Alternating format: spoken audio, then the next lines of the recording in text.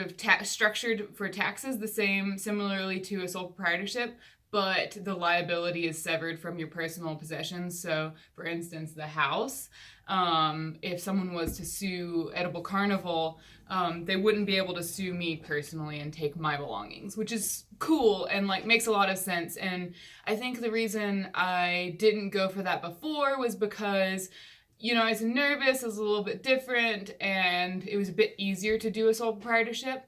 But I think it's a really good thing that I'm going with the LLC, because that way Russell can be also a co-owner instead of me just owning it and contracting him out for labor, which makes a lot of sense. So the things involved with that, sorry, got a dog. Lots has happened since we last spoke, or got a dog fight.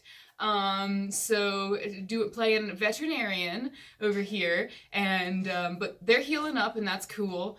And the car broke down and we fixed it. So that was cool. That's like a whole other story. But the cam seal had exploded out the end and it was just gushing oil. So if your car is gushing oil, stop, because there is a chance to fix it if it hasn't overheated yet. So make sure you keep that engine cool. What was I talking about? Back to business stuff. Yeah, it was pretty easy. The thing that I have to do still is the articles of organization. There's just a few decisions to be made. Really not as much decisions as referencing back to our business plan and just making sure that all the T's and Q's and P's and I's are, you know, written in the correct orientation and all that sort of thing. And then I have to go apply for my state ID with a CRS number, which I guess I can do online, because now that I have this other stuff going, I should be able to apply for that online. I didn't have an EIN before. That's the federal number that I applied for to get the status of LLC. So that's all in the works. It apparently takes 48 hours for that to all populate out, so it's gonna be a little bit longer. But I'm pretty excited about that. Other stuff, I've been working on a line of Dungeons and Dragons accoutrement. Little, look, I don't know if you can see that. Oh, little rubber pile. We got also the flame of vengeance is upon you.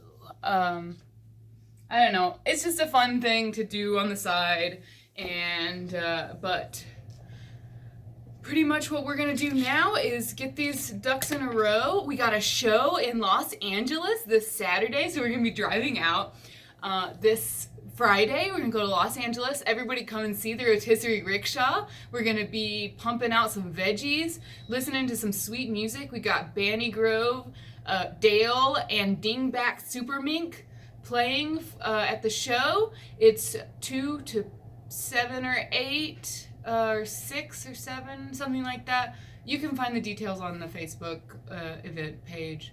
So yeah, I think that's the updates for now. Real excited about getting all of the ducks in a row and starting to do, we're doing some grant writing. Russell's got a project coming up in May that he's going to be working on for the Carnival, and then we're going to try and get the rotisserie chariot, some money for the rotisserie chariot going, which is super exciting. It's like a 2-person horse puppet with a flaming like charcoal making stove on the back of it. If anyone's interested in charcoal, we still have a few boxes left, so head over to our merch store off the Edible Carnival website. Check that out there. You can also support us on Patreon at the Storytime with Grumbles and Friends Patreon page.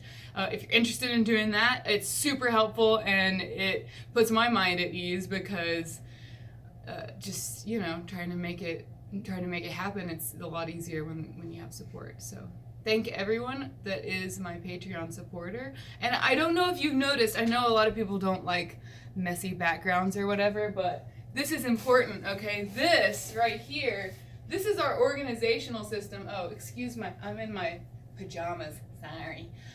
This is our organizational system for all of our hardware as well as some electronic supplies. So that's why that's behind me in the background.